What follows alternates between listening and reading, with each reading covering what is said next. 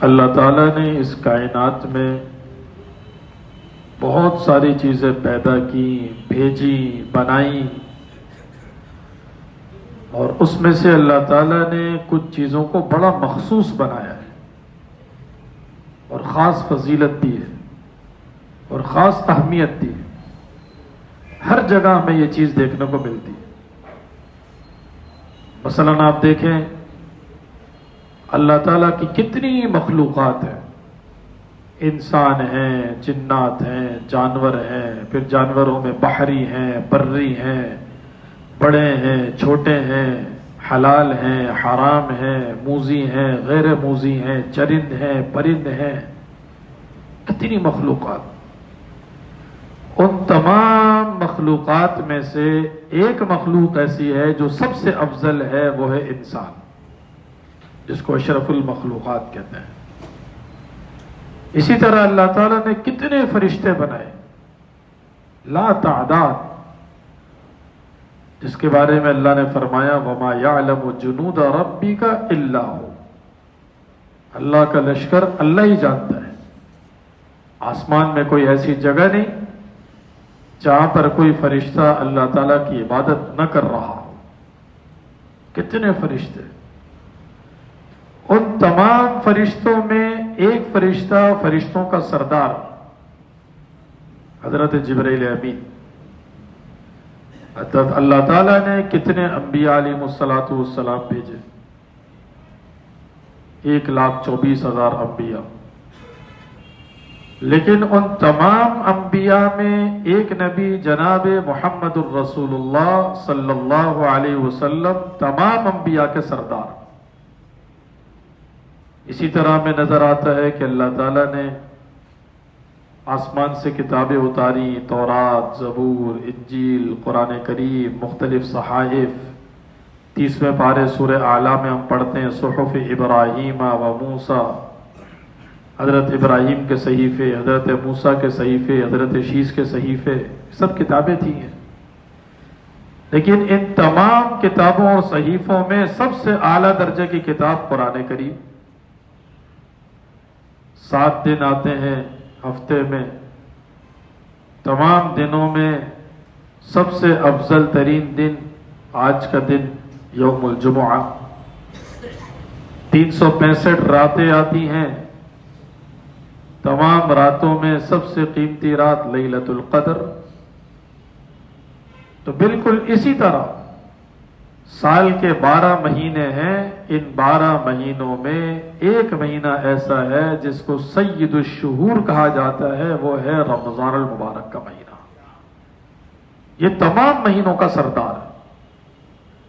بس ذہن میں یہ بات بٹھا لیں کہ یہ نیکیوں کا سیزن ہے، یہ انسان کو روحانی اعتبار سے، اعمال کے اعتبار سے یہ فرش سے اٹھا کر عرش تک لے جانے کا ذریعہ ہے۔ ایک بندہ کہیں ملازمت کر رہا ہو اور اس کو روز کے 1,000 روپے ملتے ہیں، اور مہینے کے 30,000 روپے ہو گئے۔ اس کو اس کے مالک نے کہا کہ اب کل سے 1 مہینے کے لیے ملیں گے وہی 1000، لیکن 1,000 درہم ملیں گے۔ اب آپ بتائیں اس کی خوشی کہاں پہنچ جائے گی؟ اس لیے کہ 1,000 درہم تو 1,000 روپے نہیں ہے نا، وہ تو 75-80 ہزار روپے ایک دن کے ہو جائیں گے۔ تو وہ بندہ جو 3 مہینے میں جا کر کماتا تھا اور اس کو وہی رقم ایک دن میں مل رہی ہے، تو اس کی خوشی کا کیا عالم۔ تو یہی ہمارے ساتھ رمضان مبارک میں ہوگا۔ اللہ فرمائیں گے وہی 2 رکعتیں جو شعبان میں پڑھتے تھے، رجب میں پڑھتے تھے، شوال میں پڑھیں گے، لیکن رمضان میں یہ 2 رکعتیں نہیں ہوں گی، یہ کہیں اوپر لے کے چلی جائیں گی اور اس کا اجر کہیں زیادہ ہوگا۔ تو وہ بندہ اگر کہے نہیں مجھے 1000 روپے ہی چاہیے، 1000 درہم میں کیا کروں گا، تو وہ بندہ تو بڑا نادان ہوگا، وہ تو خوشی سے لے گا، کہیں سے اس کو چینج کرائے گا، اس کو اس طرح کے 1000 کے کئی نوٹ مل جائیں گے۔ تو تو بالکل اسی طرح ہم جب رمضان میں نیکی کرنے کے لیے جائیں گے تو وہ نیکی عام نیکیوں کی طرح نہیں ہوگی، وہ کہیں زیادہ نیکیاں ہوں، اور یہی چیز کام کی ہے۔ ایک آدمی یہاں سے سعودیہ ٹریول کرتا ہے، وہ کہتا ہے کہ میں ریال لے لوں۔ ایک بندہ یوں ہی سفر کرتا ہے، وہ کہتا ہے میں درہم لے لوں۔ ایک بندہ امریکہ سفر کرتا ہے، وہ کہتا ہے میں ڈالر لے لوں۔ ایک بندہ انگلینڈ سفر کرتا ہے، وہ کہتا ہے میں پاؤنڈ لے لوں۔ جہاں آگے بندہ جا رہا ہوتا ہے تیاری وہاں کی ہوتی ہے، تیاری پھر پیچھے کی نہیں ہوتی۔ آگے جب بندہ جاتا ہے وہ کہتا ہے وہاں کرنسی کون سی چلے گی، وہ مجھے کام آئے گی، وہ مجھے چاہیے۔ یہی ہمارے ساتھ ہو رہا ہے۔ پہلے 2025 کا رمضان تھا، آج 2026 کا رمضان ہے، آگے 2027 کا رمضان آئے گا۔ ہم جتنا آگے جا رہے ہیں ہم موت کے قریب ہوتے جا رہے ہیں، دنیا کو پیچھے چھوڑتے جا رہے ہیں۔ اگر ہم 40 سال کی زندگی لے کر آئے تھے، 39 رہ گئے، 38 رہ گئے، 37 رہ گئے، 36 رہ گئے، 30 رہ گئے، 20 رہ گئے، 15 رہ گئے، 5 رہ گئے۔ جتنا آگے جاتے جا رہے ہیں موت کے قریب ہوتے جا رہے ہیں، دنیا کو پیچھے چھوڑتے جا رہے ہیں۔ فکر یہ ہونی چاہیے کہ آگے کیا کام آئے گا۔ مسئلہ یہ ہے کہ فکر یہ ہو رہی ہے کہ دنیا میں کیا کرنا ہے۔ دنیا کی دوڑ اور دنیا کی محنت ہمیں زیادہ نظر آتی ہے، جس چیز کو ہم چھوڑ کر جا رہے ہیں، اور جہاں آگے جا رہے ہیں وہاں کی دوڑ کم نظر آ رہی ہوتی ہے، حالانکہ وہاں کی دوڑ زیادہ ہونی چاہیے۔ میں نے آپ کو مثال دی نا کہ ایک بندہ دنیا کے جس ملک میں سفر کر رہا ہے نا، وہاں کی کرنسی جمع کرنے کی کوشش کرتا ہے کہ اس کے پاس سے لے لوں، اس کے پاس سے لے لوں، اتنے لے لوں، اتنے کام آئیں گے۔ تو وہ تو محدود کام آئیں گے تو بندہ محدود لیتا ہے، لیکن قیامت میں تو انسان کو جتنی نیکیاں ہوں وہ کم ہے۔ وہاں تو پہنچنے کے بعد انسان یہ کہے گا یا لیتنا نرد فنعمل غیر الذی کننا نعمل، کہ اللہ دنیا میں بھیج دیں اور ہم دنیا میں اب وہ عمل کریں گے جو واقعی کرنے چاہیے تھے۔ اب پتہ چل رہا ہے کہ یہاں پر کام کیا آئے گا۔ اس لیے ایک تو یہ ذہن بنا لیں اپنا کہ رمضان المبارک کا مہینہ یہ نیکیوں کا سیزن ہے، یا نیکی عام نیکی کی طرح نہیں ہے، یا نیکی کئی گنا بڑھ جائے گی۔ اور دوسرا یہ ذہن بنا لیں کہ ہر سال آنے والا رمضان ہمیں موت کے قریب اور دنیا سے دور کر رہا ہے۔ تو جس کے ہم قریب ہو رہے ہیں اس کی کتنی تیاری کر رہے ہیں، اور جس کو ہم چھوڑ کر جاتے جا رہے ہیں اس کے لیے کتنی محنت کر رہے ہیں۔ ایسا تو نہیں کہ دنیا کے لیے محنت زیادہ ہو رہی ہے اور آخرت کے لیے کم ہو رہی ہے، یہ نقصان کا سودا ہے۔ آخرت کے لیے محنت زیادہ ہو اور دنیا کے لیے محنت محدود ہو۔ یہ مطلب نہیں ہوتا کہ دنیا کمانا چھوڑ دی جائے، نہیں۔ دنیا کمانے میں اس چیز کا جو بندہ خیال کرتا ہے کہ میں کہیں دنیا کمانے میں اللہ کو ناراض تو نہیں کر رہا، حلال حرام کی تمیز میرے اندر سے نکل تو نہیں گئی، کہیں ایسا تو نہیں دوسروں کو مالوں پر قبضہ کر رہا ہوں اور مجھے فکر ہی نہیں ہوتی کہ میں نے کس طرح سے پیسہ حاصل کیا۔ اگر حلال حرام کی تمیز ہے، جائز ناجائز کی تمیز ہے، اور پیسہ جب آتا ہے تو بندہ فضول خرچی نہیں کرتا، بندہ اسراف نہیں کرتا، بلکہ اللہ تعالیٰ کے راستے میں لگاتا ہے، اپنے گھر والوں پر لگاتا ہے، اپنی ضروریات پر خرچ کرتا ہے، یہ بھی آخرت کی تیاری ہے۔ حضور اکرم صلی اللہ علیہ وسلم نے اس چیز کی حوصلہ شکنی کبھی نہیں کی کہ دنیا کو چھوڑ دیا جائے اور بس جائے نماز لگا کر 24 گھنٹے نمازوں میں رہا جائے۔ یہ تو عیسائیت میں ہوتا تھا، رہبانیت تھی یہ۔ حضور اکرم صلی اللہ علیہ وسلم نے تو اس بندے کو پسند کیا ہے کہ جو بندہ حلال کمانے کے لیے اپنے گھر سے باہر نکلتا ہے، اور حضور اکرم صلی اللہ علیہ وسلم نے اس کو ایک فریضہ قرار دیا ہے، اور آپ نے یہ ارشاد فرمایا کہ جس نے حلال مال کمایا، نیت یہ تھی کہ مجھے کسی کے سامنے ہاتھ نہ پھیلانا پڑے، نیت یہ تھی کہ میرے ذمے جو میرے بیوی بچوں اور والدین کے اخراجات ہیں میں اس کو پورا کر سکوں، نیت یہ تھی کہ میرے معاشرے میں جو غرباء اور فقراء ہیں میں بوقت ضرورت ان کی مدد کر سکوں۔ جس نے اس 3 نیتوں کے ساتھ حلال مال کمایا ہے، حضور اکرم صلی اللہ علیہ وسلم فرماتے ہیں جب قیامت کے دن وہ اللہ تعالیٰ کے سامنے پیش ہوگا تو اس کا چہرہ 14ویں رات کے چاند کی طرح چمک رہا ہوگا۔ اس لیے اس بات کو ذہن نشین رکھیں کہ نیکیوں کا سیزن ہے، نیکیاں کرنی ہیں، اور یہ بات بھی ذہن نشین رکھیں کہ ہم جس طرح آگے جا رہے ہیں تو آگے کی تیاری بھرپور کرنی ہے۔ ایسا نہیں ہے کہ جو چیز چھوڑ کر جاتے جا رہے ہیں دنیا، ہم اسی کی تیاری میں لگے ہوئے، آگے کی فکر ہی نہیں ہے، نقصان ہو جائے گا۔ اور یہ جو مہینہ ہے، حضور اکرم صلی اللہ علیہ وسلم نے فرمایا کہ آگ سے آزادی کا مہینہ ہے، جہنم سے خلاصی کا مہینہ ہے۔ جس طرح حضرت ابو بکر صدیق رضی اللہ تعالیٰ عنہ کو حضور اکرم صلی اللہ علیہ وسلم نے عتیق فرمایا تھا، عتیق، عتیق من النار، آگ سے آزاد۔ تو ہم وہ اعمال ڈھونڈیں کہ کن اعمال کی بنیاد پر اللہ تعالی ہمیں جہنم سے آزاد کر دیں گے۔ احادیث میں ایسے اعمال آئے ہیں کہ جن اعمال کے نتیجے میں انسان جہنم سے آزاد ہو جاتا ہے، جہنم سے بری ہو جاتا ہے۔ پہلا عمل، ہر کام اخلاص کے ساتھ ہو، للہیت کے ساتھ ہو، اللہ کی رضامندی کے لیے ہو، مخلصین لہ الدین ہو۔ یہ نہ ہو کہ فلاں بندہ مجھے دیکھ لے تاکہ وہ بھی میری کہیں بات کر کے میری تعریف تو ہو جائے، کہیں میری واہ واہ تو ہو جائے، میرا تھوڑا نام تو بن جائے۔ میں چھپ کے کروں گا، کسی کو پتہ ہی نہیں چلے گا، تو کرنے کا فائدہ کیا؟ ہم جس کے لیے کر رہے ہیں اس اللہ کے یہاں نوٹ اگر کام ہو گیا تو ہماری دنیا اور آخرت بن گئی، اور اگر اللہ کے یہاں نوٹ نہ ہوا، ساری دنیا نے نوٹ کر لیا، ہمارے لیے وہ عمل جو ہے وہ زیرو ہو جائے گا۔ وہ غبارے کی ہوا ہے، جب غبارے میں ہوا ہوتی ہے نا تو اتنا بڑا لگتا ہے، اتنا بڑا لگتا ہے، اتنا بڑا لگتا ہے کہ بندہ اس کو ایک ہاتھ سے پکڑ بھی نہیں سکتا، اس کے لیے دو ہاتھ چاہیے۔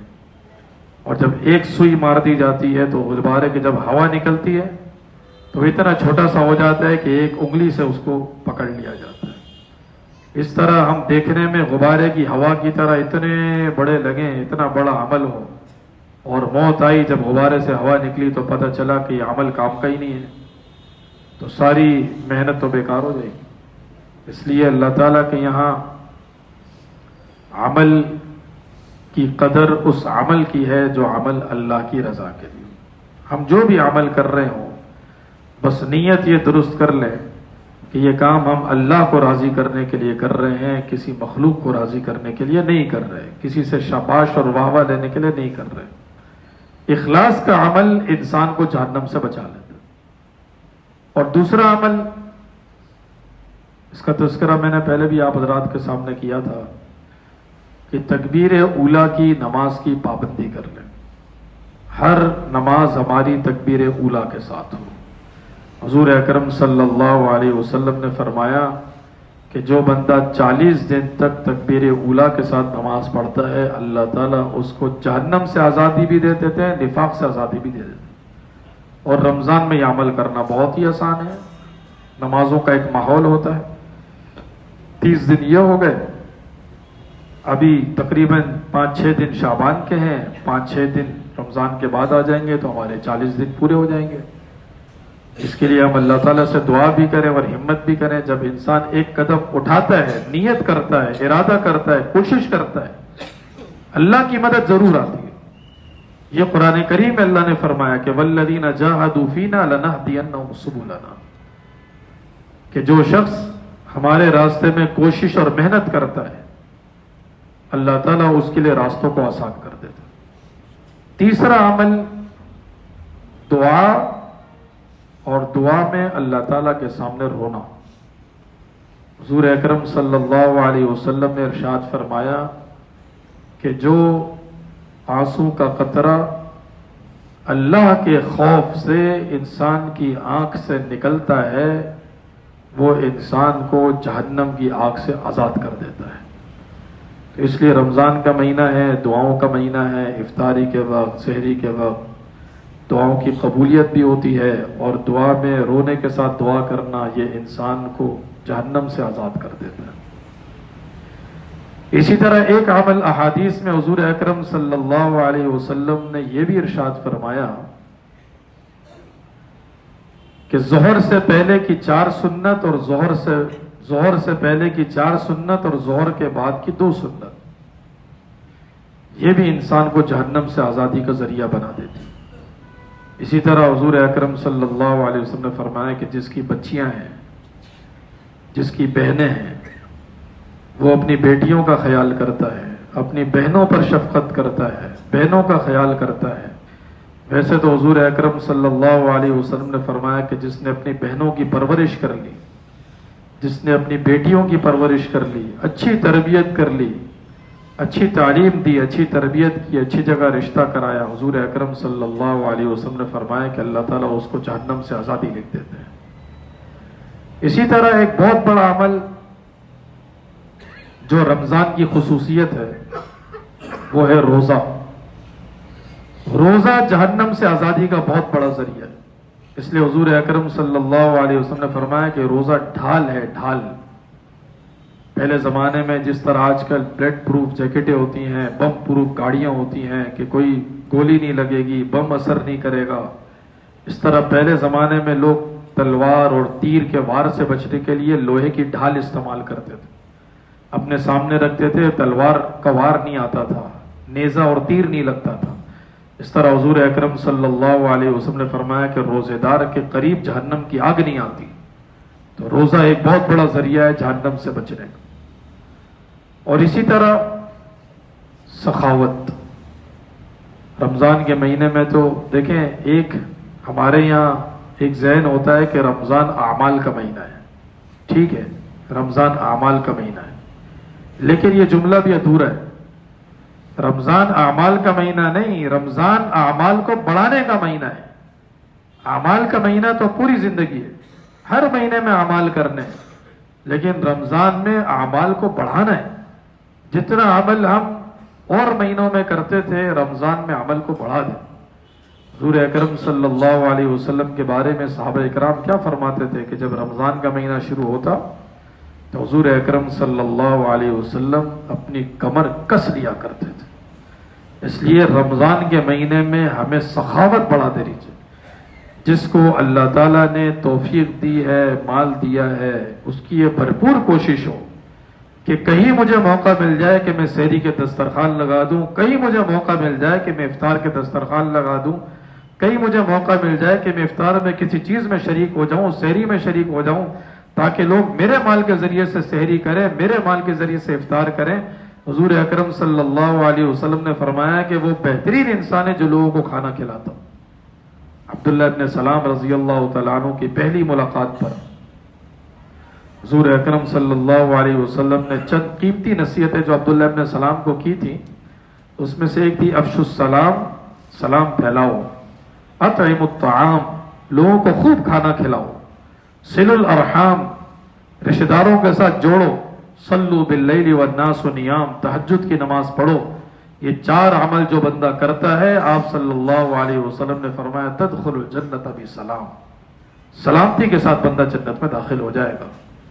اس لیے رمضان آنے سے پہلے رمضان کی تیاری ہو، ابھی سے ہمارا ذہن ہو، تراویح ہم نے 20 رکعت اہتمام کے ساتھ پڑھنی ہے، پورا رمضان پڑھنی ہے، روزہ ہم نے ضرور رکھنا ہے، ہمارے گھر کے ایک ایک بچے نے، ایک ایک خاتون نے روزہ رکھنا ہے، جماعت کی نماز کا بھرپور اہتمام کرنا ہے، اسی طرح شب قدر کی عبادات کا بھرپور اہتمام کرنا ہے، قرآن کی تلاوت روزانہ کرنی ہے، اور کوشش کر کے کم از کم ایک قرآن ضرور مکمل کرنا ہے، مسجد کو زیادہ سے زیادہ وقت دینا ہے، دعاؤں کا اہتمام کرنا ہے۔ اس لیے کہ انشاءاللہ تعالی اگلا آنے والا جمعہ رمضان المبارک کا جمعہ ہوگا۔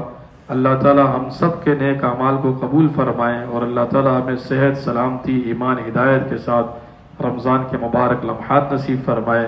وآخر دعوانا ان الحمد للہ رب العالمین۔